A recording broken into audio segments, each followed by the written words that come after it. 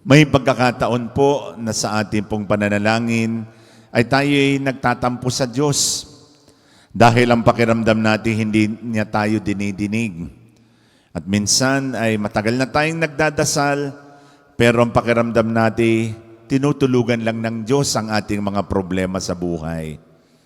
Ito pong banal na ebanghelyo ay pagpapakita po sa atin na ang Diyos ay tumutugon sa ating mga panalangin. At ang pagtugon niya, maaari hindi karaka-raka at minsan ay natatagalan.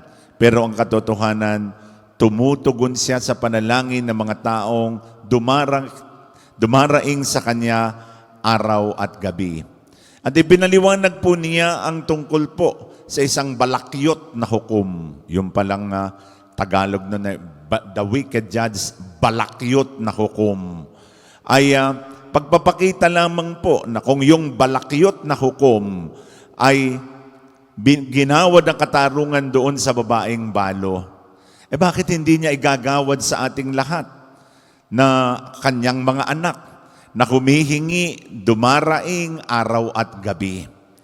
Kaya napakahalaga pong makita natin, ano ho ba ang ibig sabihin ng balakyot na hukom? Pinaliwanag ng banal na kasulatan na siya ay hindi natatakot sa Diyos, walang kinatatakutang tao, at ang mahalaga lang sa kanya ay ang kanyang sarili. Sa batas po noon ay, sa batas ng mga Hudiyo, ay merong mga tao na dapat niyang alalayan at bigyan ng tulong. Katulad ng balo, katulad ng mga mahihirap, katulad ng mga talagang nangangailangan at walang-wala. At yun ay provided by the Jewish law na tutulungan ng mga hukom. Pero dahilan po ang hukom dito sa banal na kasulatan ay masamang hukom, siguro po ay yung pong kalaban niya ay malakas at nabayaran na siya at yun ang common practice nung panahon ng Panginoon. At dahil po dito ay siguradong talo na siya. Pero dahil punta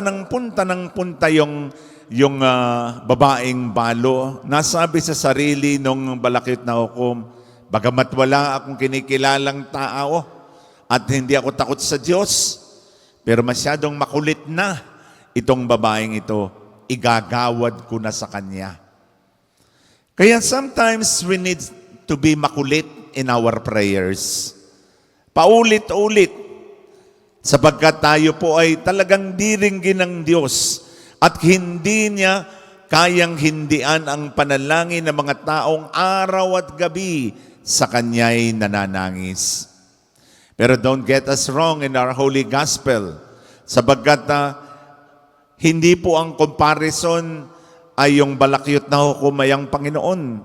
Kung hindi, ipinakita lamang po dito ang pagkakaiba ng balakyot na hukom sa ating Panginoong Diyos. Na ang ating Panginoong Diyos po ay nakikinig sa ating panalangin. Pero yung balakyot na hukom, idinidelay pa niya. At ang pagkakaiba, God answers all our prayers. At binibigyan niya ng tugon ang bawat panalangin ng mga taong tumatawag sa Kanya. Kaya naman, isa lang po ang mensahe. God answers all our prayers. He may answer, yes, that is for your good. Ang panalangin natin ay dinidinig dahil para sa kabutihan mo yan. The answer sometimes is yes. But sometimes the answer of the Lord is no. That is not for your good. Dasal lang dasal ka na magkaasawa ka. Ay pagka nagkaasawa ka pala, ay papatayin ka ng asawa mo. Ay di, mabuti pang huwag ka nang mag-asawa. Kaya, sometimes the answer of the Lord is no. But the third answer of the Lord is, wait. Maghintay ka.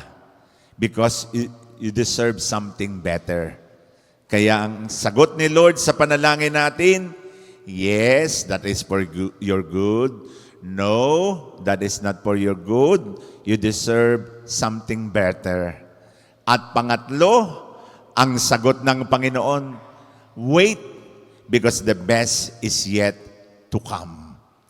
Kaya naman po, wag po tayong manghinawa sa kada dasal, sapagkat pagdating ng araw, ipagkakaloob din po sa atin.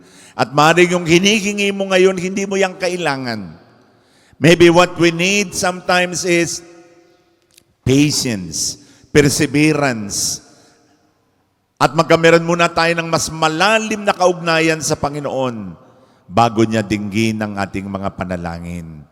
Kaya, the bottom line is, pray always. Huwag tayong magsawa sa kada dasal, sapagkat sigurado po, dinidinig ng Diyos ang panalangin ng mga taong araw at gabi sa Kanya'y nananangis, lalo tigit ang mga kaluluwang nagbabalik loob sa Kanya.